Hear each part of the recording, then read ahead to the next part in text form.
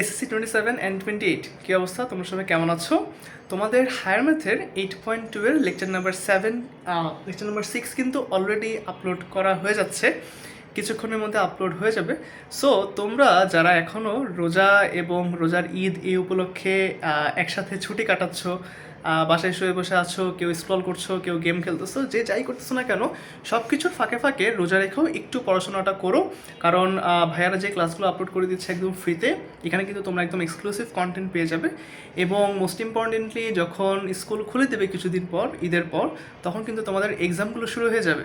এবং এক্সামে তখন কিন্তু খুব ভালো একটা প্রেশার ফিল করবা, কারণ বর্তমান শিক্ষামন্ত্রীর অবস্থা তোমরা সবাই জানো। সো উনি কিন্তু খুব ভালো একটা প্যারা দেবে। সো এই প্যারাগুলো থেকে অ্যাটলিস্ট বাঁচার জন্য এই ফ্রি ক্লাসগুলো যারা আমরা কন্টেন্টগুলো আপলোড করছি ভিডিও করে, সো ওই ক্লাসগুলো একটু দেখো।